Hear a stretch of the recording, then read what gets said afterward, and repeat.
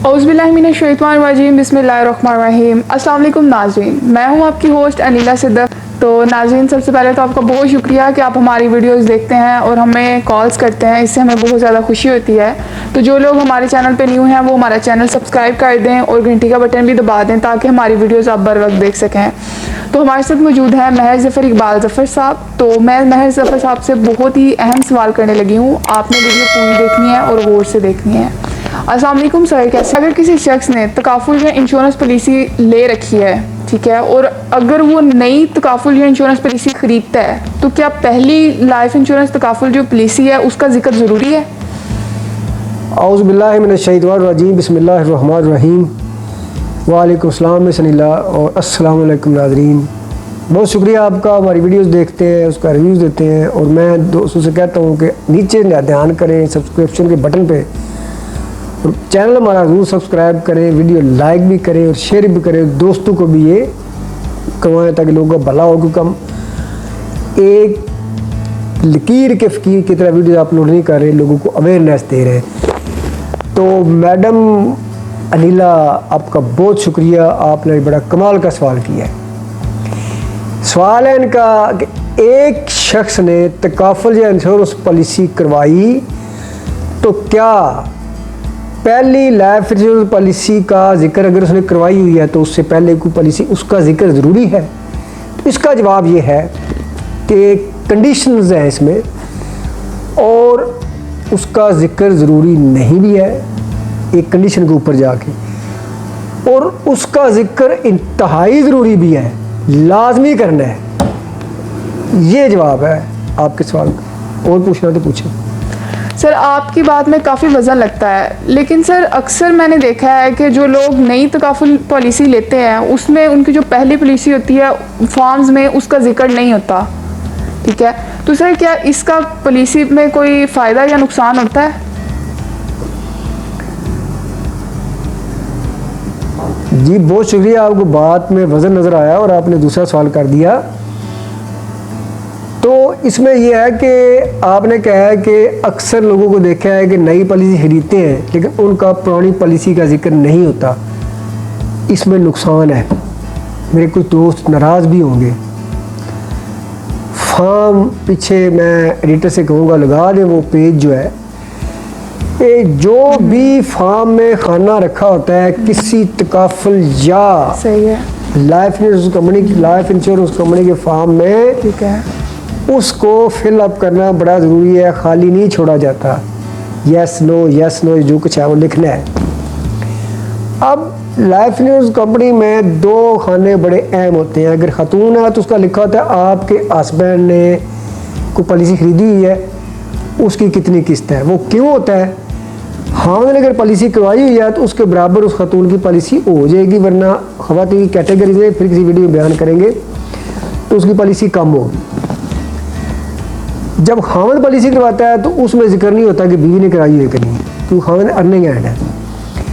एक और कानून उसमें होता है, उसको फिर जब खामद नहीं कराया तो उसको हम क्रॉस कर देते हैं। एक और खाना होता है कि आपने लाइफ इंश्योरेंस पॉलिसी पहले ली हुई है, अगर ली है तो उसका पॉलिसी नंबर लिखे, जोनल ऑफिस लिखे कि जोन से करवाई है, कितनी इंस्टॉलमेंट है वगैरह वगैरह। तो अक्सर लोग जो आप कह रही हैं कि वो कहते हैं जिक्र नहीं, तो वो इस तरह उस खाने को क्रॉस कर देते हैं, ऊपर निशान देख लीजिएगा, इस तरह क्रॉस कर देते हैं, ठीक है जी। इट मीन्स कि वो लिखते हैं इसने पॉलिसी नहीं करवाई। अब बंदे ने पहले 2 लाइफ इंश्योरेंस करवाई 2 साल पहले, तीसरे साल में एक और करवा रहा है। अब स्टेट लाइफ का रूल ये है कि 5 साल तक अगर बंदा पॉलिसी किसी ने छोड़ दिया तो उसे आगे 5 साल बाद वो पॉलिसी नहीं करवा सकता है, वरना नहीं करवा सकता, क्योंकि उससे छोड़ी है तो इट मीन्स कि कोई मसला होगा उसको। तो ये उन्होंने कानून निकाला है। बाकी जो बात हो रही है वो ये है, अगर जिक्र नहीं करेगा, फार्म ना नुमाइंदा भर रहा है ना कंपनी भर रही है, फार्म भर रहा है, बैंक अकाउंट में फार्म भरता है या लाइफ इंश्योरेंस तकाफुल के, तो वो क्लाइंट खुद भर रहा है, उससे कंपनी सवालात कर रही है, वो जवाबात दे रहा है। नीचे गलफनामा लिखा हुआ कि मैं जो कुछ ऊपर लिख रहा हूँ मैं बिल्कुल सच लिख रहा हूँ, मैंने सारा फॉर्म पढ़ा है, समझ लिया, उसके बाद मैं दस्तखत कर रहा हूँ। ऊपर कंपनी पूछ रही है भाई आपने कोई पॉलिसी करवाई? क्रॉस नहीं करवाई। बंदे ने 2 पॉलिसी पहले करवाई, 1-1 लाख रुपए किस्त दी, 20-20 लाख की डेथ होती तो उस फी पॉलिसी 20 लाख का या 40 लाख के बाद वो क्लेम मिलना था। अब एक नई खरीद ली, उसमें उनका जिक्र नहीं किया, बंदे की डेथ हो जाती है, वो क्लेम फॉर्म लेके जाते नहीं। हमारे आदमी ने, हमारे मरहूम ने, अल्लाह ताला उसको जन्नत दे जी, उन्होंने 3 इंश्योरेंस खरीदी थी, उन्होंने उनका क्लेम दे। वो लास्ट वाली जब फॉर्म निकालेंगे, फाइल निकालेंगे तो बोलेंगे उसने पॉलिसी एक की थी, उसने झूठ बोला था, नौज बिल्लाह, उसने उसमें तो जिक्र ही नहीं किया मैंने पॉलिसी करवाई है।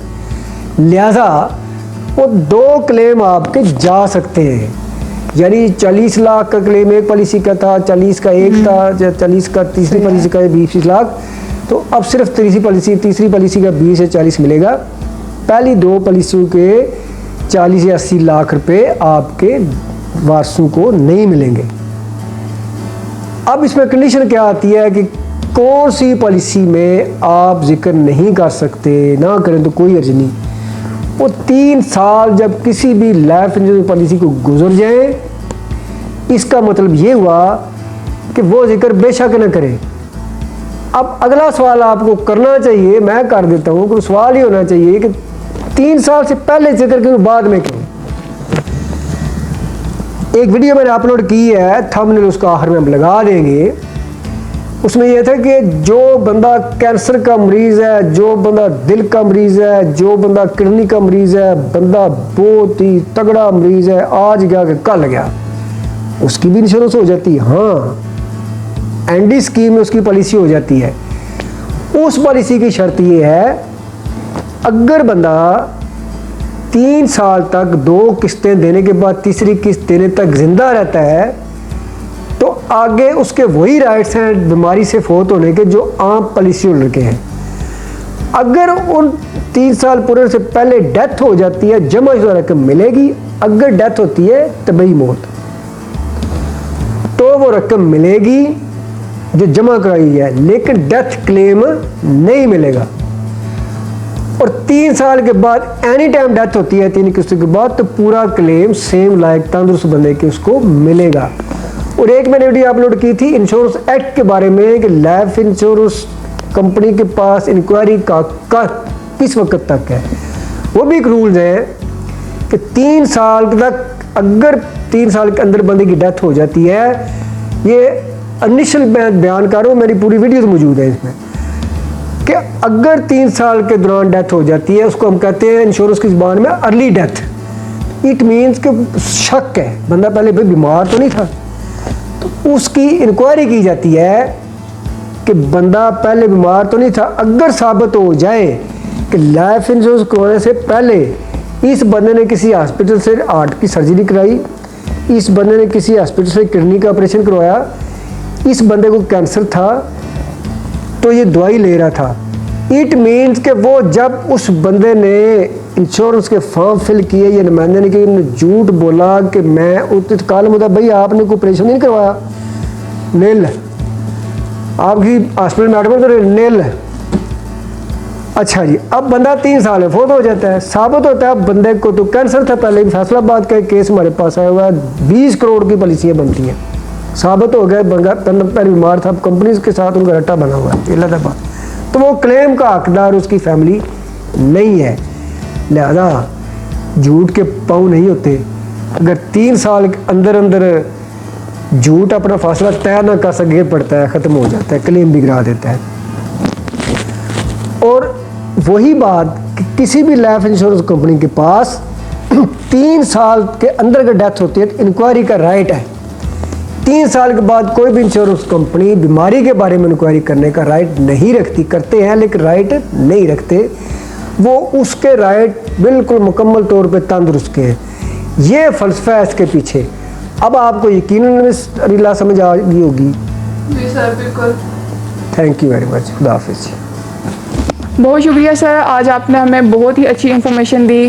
तो नाज़रीन, एक नई वीडियो के साथ आपकी खिदमत में दोबारा हाजिर होंगे। अल्लाह हाफिज़।